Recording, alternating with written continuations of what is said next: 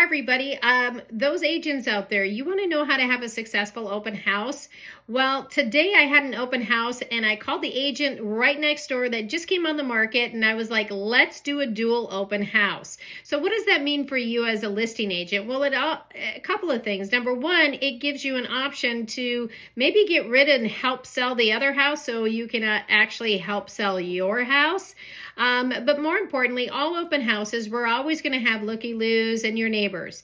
But what you should be doing for open houses is that, number one, you should have a list of all the homes that are for sale within that neighborhood. You should also have your buyer broker agreement, because if you're coming in and dealing with people that are not working with an agent and you're leading with value, let me tell you, there was two of them today that came in and signed something so I could actually go show homes next door. So these are now clients. So when you're leading with value, they're going to want you to go show the property instead of the agent next door because you've made the rapport with them. Furthermore, you should know everything about any other open house that's going on. So these are research things that you should be able to do if you already haven't. So your excitement is like, in case my house doesn't sell, the next one is a remodeled home. It's a little bit smaller, but it's got major updates. And this is my excitement to show my buyers and these people that come in and lead with value. At the end of the day, these are people that are unrepresented. Most of them are out of town, first-time home buyers, or they're looking to upgrade or downgrade. So this is your opportunity to build rapport, deliver and lead with value so you can also increase your business and gain another client. So this is a lot of times open houses are to actually build your business. So it's very crucial. And at the end of the day, this is how I built my business many years ago, doing tons of open houses.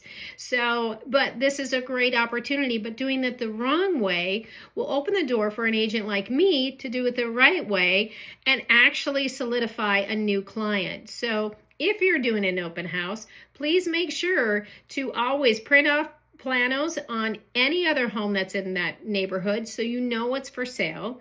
Number two, you should know if there's any other open houses and have the ability to go show. So you need to know those houses because they are having an open house as well. In number three, you should always have a buyer broker agreement or a single property, which allows you to go show that other open house, especially if it's right next door to you. So these are all options. And furthermore, I always make sure that I know, I've lived here for a while, but I know what's going on in the area where the open house is. And most of the time, they're my listings that I'm doing open houses on. So I already know the area. I run weekly market reports, so I know exactly what my competition is.